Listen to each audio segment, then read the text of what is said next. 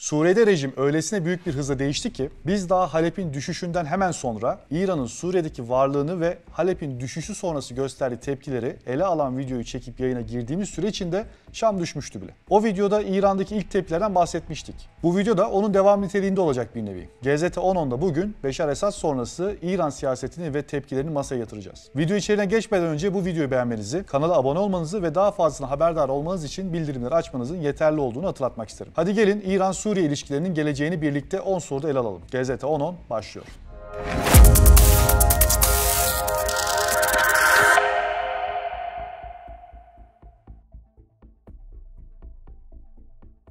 Geçtiğimiz günlerde İran devrim rehberi Ayetullah Ali Hamenei bir kez daha Suriye hakkında konuştu ve Suriye'nin vekil güce ihtiyacı olmadığını söyledi. Aynı açıklamada Hamenei, Suriye'de yeni bir muhalif devrim doğabileceğini söyledi ve Suriye'de güçlü ve onurlu bir hareketin ortaya çıkacağını öngörüyoruz. Çünkü bugün Suriyeli gençlerin kaybedecek bir şeyleri kalmadı. Okulları, üniversiteleri, evleri ve sokakları güvende değil. Bu yüzden kararlılıkla harekete geçip güvensizliğin mimarlarına karşı durarak onlara galip gelmeliler diye konuştu. Bu da İran'ın Suriye'de gelecekte izleyeceği stratejinin ne olacağı hakkında fikir veriyor. Ama gelin önce İran içindeki tartışmalara dönelim. Suriye'nin İran için önemi artık herkesin malumu. Hafız Esad döneminden bu yana sürdürülen sıkı ilişkiler Suriye iç savaşı ile birlikte başka bir seviyeye taşınmış ve İran Suriye'deki varlığını katlamıştı. Ne var ki muhaliflerin herkesi şaşırtacak bir hızla ilerleyerek Şam'ı ele geçirmesiyle İranlı milisler ve DMO da buradaki varlığını sonlandırmak durumunda kaldı. Bu baş döndürücü hız ve rejimin değişmesi İran'da farklı tonlarda tepkilere yol açtı. İlk resmi açıklamalar oldukça temkinliydi. İran Dışişleri Bakanlığı iki ülke arasındaki dostane ilişkilerin uzun bir geçmişe dayandığını vurgulayarak başladı açıklamasında Suriye'nin birliğine, ulusal egemenliğine ve toprak bütünlüğüne saygı duyduklarını belirtti. Bakanlık Suriye'nin geleceğine ilişkin kararların yalnızca Suriye halkının sorumluluğunda olduğunu vurguladı. Özetle İran yönetiminden gelen ilk mesajlar uzlaşmacı bir ton taşıyordu. Stratejik işlerden sorumlu Cumhurbaşkanı Yardımcısı Cevat Zarif, yeni Şam yönetimiyle iyi ilişkiler kurmaya hazır olduklarını açıkladı. İran'ın Suriye'de güvenlik ve istikrarın tesisi için her türlü çabayı sarf edeceği ve bu amaçla Suriye'de nüfus sahibi taraflarla istişarelerini sürdüreceğini bildirdi. Ancak Şam'ın düşmesinden 4 gün sonra devrim rehberi Ali Hamenei'den gelen açıklamaların tonu çok daha sert oldu. Hamenei yaklaşık 1 saat süren konuşmasında Suriye'deki gelişmelerin ABD ve İsrail'in ortak planının bir sonucu olduğunu iddia etti. Muhalifleri işgalci olarak nitelendiren Hamenei, Suriye'de işgal edilen topraklar Suriye'nin cesur gençleri tarafından özgürleştirilecektir. Bunun olacağından şüpheniz olmasın ifadelerini kullandı. Hamenei ayrıca Türkiye'nin Suriye'deki rolüne de değindi ve Suriye'ye komşu olan bir devlet bu konuda açık bir rol oynadı ve oynamaya da devam ediyor. Bunu herkes görüyor dedi. Bu sözler İran'ın bölgesel rekabetteki tutumunun değişmeyeceğinin işareti olarak yorumlanabilir. İkinci Karabağ Savaşı'yla da aşina olduğumuz bu farklı tonlardaki açıklamalar İran'ın bir yandan yeni duruma adapte olmaya çalışırken diğer yandan bölgedeki çıkarlarını ve etkisini korumaya kararlılığını göstermeye çalıştığının işaretidir diyebiliriz. Suriye'de yapılan yatırımların boşa gitmesi İran tarafında çok sert tartışmalara sebep oluyor. Önce Beşar Esad'a ve İran'la araya koymaya çalıştığı mesafeye karşı söylemler yükseldi ve Esad'ın özellikle devrim rehberi Hamenei'nin tavsiyelerini dinlemediği için bunları yaşadığı yazıldı. Keza Esad'ın esnek davranmadığı, reformları vaktinde gerçekleştirmediği ve halkına iyi davranmadığı da sebepler arasında gösterildi. İran içindeki tartışmalara baktığımızda Türkiye'ye yönelik tonu günden güne artan bir öfke ve saldırgan bir tutumun varlığı görülmekte. Hemen her gün Türk dizilerinden tutun da Türkiye'nin ticaretinin yönüne kadar her konu bir şekilde ele alınıyor ve Suriye ile bağlantılanıyor. Suriye meselesiyle birlikte Zengezur meselesi de tekrar dirildi ve tartışılmaya başlanarak Türkiye'nin hamlelerine karşı dikkat edilmesi gerektiği yazılıp çizilmeye başlandı. Bütün bunların dışında İran içinden birçok isim İran'ın en önemli stratejilerinden biri olan direniş ekseni politikasını hedef aldı. Özellikle yıllardır Suriye'ye yapılan ekonomik yardımlar eleştirilerin odağında yer aldı. Eski Meclis Ulusal Güvenlik Komisyonu Başkanı Felat Pişe'nin "İranlılar mutlu olmalı, artık kimse milletin dolarlarını, örümcek ağlarını korumak için harcamayacak" sözleri bu eleştirilerin en çarpıcı örneklerinden biri. Siyaset bilimci Sadık Ziba Kelam da sosyal medyada yaptığı paylaşımda Beşar Esad'ın gidişi hem Suriye hem İran halkı için iyi oldu diyerek İran halkının gelirlerinin zalim bir hükümeti korumak adına direniş ekseni kuyusuna dökülmesinin son bulacağını belirtti. Tartışmalar gazetelerden sosyal medyaya, televizyonlardan meclise kadar birçok platforma yayıldı. Daha önce sadece muhalif kesimlerle sınırlı olan eleştiriler artık toplumun her kesiminden yükselmeye başladı. Zira önceden İranlı muhalifler "Ne Gazze ne Lübnan, canen feda be İran" yani "Ne Gazze ne Lübnan, canım İran'a feda" sloganları atarak bu durumdan duydukları rahatsızlığı dile getiriyorlardı. Ülke bu derece fakirlik ve sıkıntı içindeyken ve bunun tersine coğrafi olarak bu kadar önemli bir konuma ve devasa enerji kaynaklara sahipken evlere elektrik dahi verilemiyor olması da bu eleştirilerin en büyük sebeplerinden biri durumunda. Ne var ki son gelişmelerden sonra rejimi destekleyen muhafazakar kesimden de bu konuda eleştiriler gelmeye başladı. Bu durum İran'da yönetime yönelik güven krizinin ne kadar derinleştiğini göstermekte. Bütün bunlara yönetimin tepkisi ise sert oldu. Devrim rehberi Hamenei hemen her fırsatta direnişin bitmeyeceğini, bir ruh ve düşünce olduğunu söyleyerek bu eleştirileri halk arasında korku ve umutsuzluk yaymak olarak nitelendirdi ve yetkili makamlara eleştiri yapanlar hakkında yasal işler yapmaya çağırdı. Biraz önce Türkiye ile ilgili İran'da ne konuşulduğuna kısaca değinmiştim. İranlı analistler siyasi görüş farkı gözetmeksizin Türkiye'yi ABD ve İsrail ile birlikte Esad'ın devrilmesinde zemin hazırlayan en önemli aktör olarak değerlendiriyor. İran'daki yaygın kanıya göre Türkiye, Suriye konusunda ABD ve İsrail ile gizli bir ittifak içinde hareket etti. Suriye İç Savaşı'nın başından beri muhalifleri tekfirci teröristler olarak tanımlayan İran, Türkiye'yi bu grupları destekleyen ve Esad rejimini devirmeye çalışan bir güç olarak görüyor. Türkiye'nin Suriye'nin bir kısmını işgal etmek istediği düşüncesi de İran'da yaygın. Özellikle Cumhurbaşkanı Erdoğan'ın 1. Dünya Savaşı bölgemizde sınırları yeniden belirlerken şartlar başka türlü zuhur etseydi acaba ne olurdu? Kuvvetle muhtemel Halep dediğimiz, İdlib dediğimiz, Hama dediğimiz, Şam dediğimiz, Rakka dediğimiz şehirler tıpkı Antep gibi, tıpkı Hatay gibi, tıpkı Urfa gibi bizim birer vilayetimiz olacaktı. Bu şehirler sınırlarımız dışında kaldı diye herhalde oralarda yaşayan insanlarımızla bağımızı tümden kesecek değildik şeklindeki açıklaması İran basında geniş yer buldu. İranlı analistler bu sözleri Ankara'nın Suriye'nin bir kısmını fiilen işgal etme niyetinin açık bir göstergesi olarak yorumladılar. İran'da Türkiye'nin Suriye'deki faaliyetleri Neo-Osmanlıcılık ve Türkiye yayılmacılığı kavramlarıyla açıklanıyor. Zaten İran'da konu Orta Doğu ise Neo-Osmanlıcılık, Kafkaslar veya Orta Asya ise Turancılık kavramlarını kullanmadan pek bir analiz yazılmıyor desem yanılmış olmam. İranlı uzmanlar Suriye'den sonra sıranın Kafkasya'ya geleceğini düşünüyorlar. Özellikle 2. Karabağ Savaşı'nda Türkiye'nin Azerbaycan'a verdiği destek, Zengezur Koridoru ve Kalkınma Yolu projesi gibi girişimler İran'da tedirginlik yaratıyor. Bu gelişmeler İran'da sadece bölgesel çıkarlar açısından değil, ulusal güvenlik ve toprak bütünlüğü açısından da potansiyel tehdit olarak değerlendiriliyor. İran medyası ve uzmanları Türkiye'nin Suriye'deki başarısının onu daha da cesaretlendireceği ve özellikle Zengezur Koridoru konusunda İran'ı sıkıştırmaya yönelteceği görüşünde. İran'ın Suriye'deki rejim değişikliğinden en çok etkilenecek stratejisi şüphesiz vekil güçler üzerindeki kontrolü. Suriye uzun yıllardır İran'ın direniş ekseni olarak adlandırdığı stratejinin merkez ülkesiydi. Özellikle Lübnan'daki Hizbullah'a ulaşmak için kritik bir koridor görevi görüyordu. Bu değişim İran'ın bölgedeki lojistik ağını derinden etkileyecek. Suriye üzerinden Hizbullah'a sağlanan silah ve lojistik desteğin geleceği belirsiz. Bu durum sadece Hizbullah'a değil, İran'ın desteklediği diğer grupları da başta psikolojik olmak üzere çok yönden etkileyecektir. İran'ın Suriye'de yıllardır desteklediği milis grupların durumu da fiilen sona ermiş durumda ve 10 yılların yatırımı İran açısından boşa düşmüş durumda. Ancak İran'dan gelen açıklamalar Suriye sahasından vazgeçilmediğini ve gelecekte strateji değişikliğine gidileceğini gösteriyor. İran bu duruma karşı yeni stratejiler geliştirmek zorunda kalacak. Belki Irak ve Yemen gibi diğer ülkelerdeki varlığını güçlendirmeye çalışacaksa da özellikle Irak'ta merkezi yönetimi tesis edilmesi ve güçlendirilmesi için Iraklıların ciddi bir çabası söz konusu. Suriye meselesi patlak verdiğinde de Irak'taki gruplar doğrudan dahil olup olaya karışmadılar. Ancak İran açısından Suriye'nin alternatifini bulmak kolay olmayacak. Çünkü Suriye hem coğrafi konumu hem de yıllara dayanan ilişkiler ağı açısından İran için benzersiz bir konumdaydı.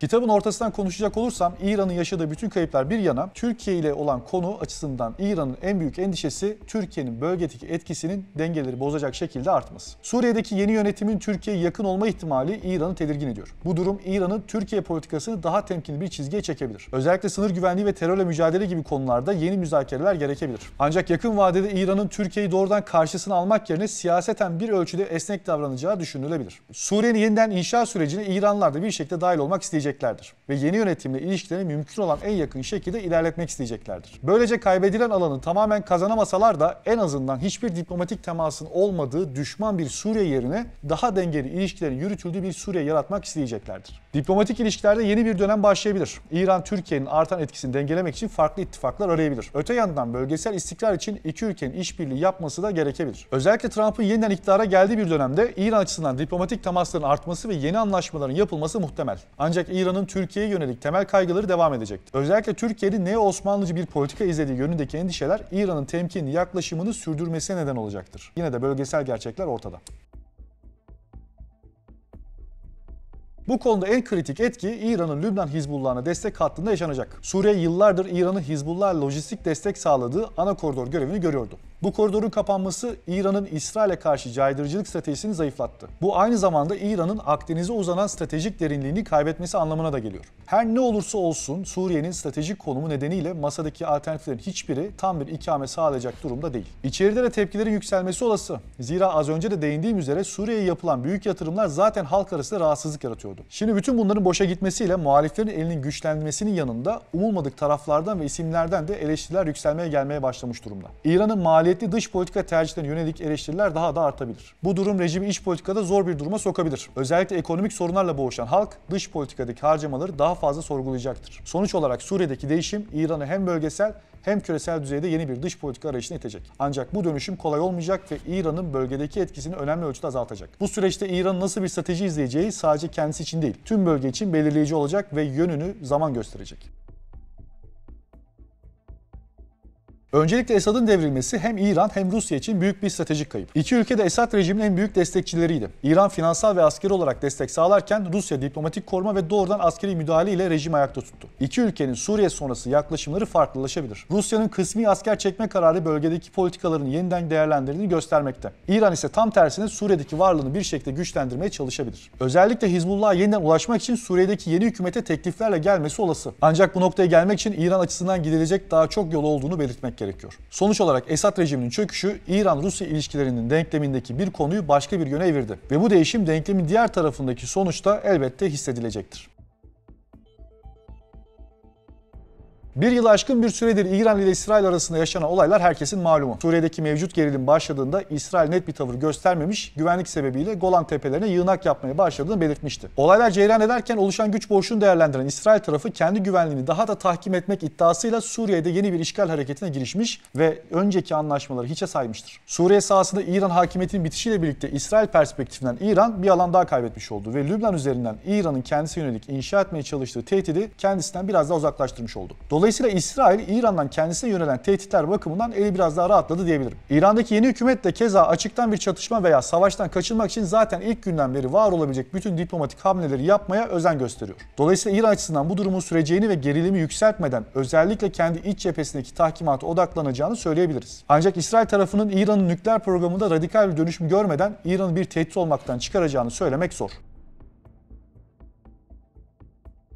Ekonomik meseleler şu an İran halkının en önemli konusu durumunda. Şam düştüğünde bile İran'da gazeteler ekonomi ve hava kirliliği ağırlıklı haberleri manşetlere taşıyorlardı. İran'ın Suriye'ye yaptığı harcamalar yaptırımlarla zaten zor durumda olan ekonomiyi daha da zorladı. Bu kaynakların boşa gitmesi halk arasında dış politika tercihlerine yönelik eleştirileri şüphesiz ki güçlendirecek. Özellikle temel ihtiyaçlarını karşılamakta zorlanan halk rejimin dış politika harcamalarını daha fazla sorgulayacaktır. Ya da şöyle diyeyim, zaten sorgulanan bu politikalar artık daha gür bir sesle eleştirilecektir. Siyasi elitler arasındaki çatlak da derinleşebilir.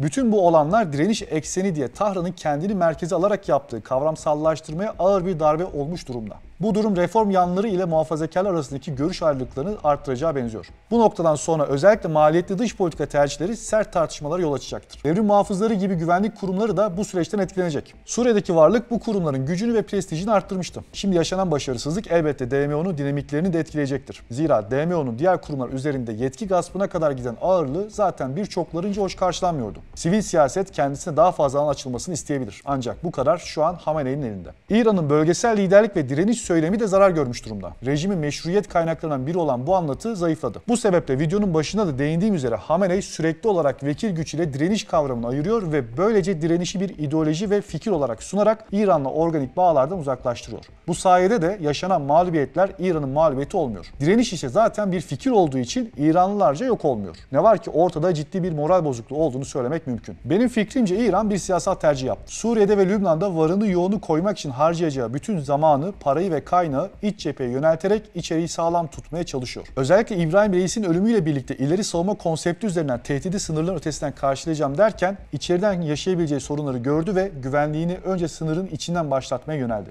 Ama elbette bu tercihlerde Esad yönetiminin İran'a karşı koyduğu mesafe ve son zamanlarda Esad ve Tahran arasında yaşanan gerginliklerde etkili olduğu denebilir. Irak ve içindeki bileşenler son yıllarda Irak'ın geleceği için bir arada çalışma iradesi ve azmi göstermekteler. Dolayısıyla kendi menfaatine dönük bir siyaset izliyorlar. İran'ın Irak'taki gücü ve etkisi elbette oldukça yüksek. Lakin özellikle son aylarda yaşanan konular Irak'taki İran destekli milisleri de psikolojik olarak etkilemekte. Keza Irak Şialığı ile İran Şialığı arasındaki farklar, Arap-Fars gerilimleri gibi konuların varlığı da unutulmamalı. Yani Irak'taki her Şii grubu İran'ın değişmez bir parçası olarak görmek hatalı olacaktır. Tüm bu yaşananlar İran-PKK ilişkilerini de etki edecektir. Bu bambaşka bir videonun konusu olduğundan burada değinmeyeceğim ama Suriye sahası ile Süleymaniye meselesi oldukça bağlantılı konular. İran, Türkiye'nin Suriye'den sonra Irak'ta da etkisini had safhaya getirmesine endişe edebilir ve buna yönelik daha rekabetçi bir siyaset benimseyebilir. Ancak son dönemde İran'dan gelen açıklamalara ve izlenen siyasete bakıldığında İran'ın şu an sert bir rekabet istediğini söyleyemeyiz. Sonuç olarak bölgedeki hemen her konuda olduğu gibi Esad rejiminin çöküşü İran'ı Irak'ta yeni bir strateji geliştirmeyi zorlayacak. Suriye'de rejimin değişmesi İran'ın isteyeceği bir konu olmadığı gibi paradigmaları değiştirecek bir yönü bulunuyor. Suriye'ye yapılan on yıllarca yıllık yatırımın boşa düşmesi İran için elbette en basit tabirle hoş bir konu değil. Ancak İran açısından konu kendi etki alanını kaybetmenin ötesinde. Zira son yaşananlar İran açısından komşusu Türkiye'nin saha üzerinde tarihsel olarak zaten var olan bağlarını yeniden daha güçlü bir şekilde inşa ederek nüfuzunu tesis etmesini de içeriyor. Özetle bölgedeki dalgalar henüz durulmayacaktır. Suriye sahasında yaşananlar İran'ın güvenlik doktrini konusunda radikal değişikliklere sevk edecektir. Videoyu bitirmeden önce eğer bu videoyu beğendiyseniz ve bu ve benzer içeriklerden daha fazla haberdar olmak istiyorsanız bu videoyu beğenebilir, GZT'ye abone olabilir ve bildirimler açabilirsiniz. Bir sonraki videoda görüşmek üzere. Hoşçakalın. Suriye'de rejim öylesine büyük bir hızla değişti ki biz daha Halep'in düşüşünden hemen sonra İran'ın Suriye'deki varlığını ve Halep'in düşüşü sonrası gösterdiği tepkileri ele alan videoyu çekip yayına girdiğimiz süre içinde Şam düşmüştü bile.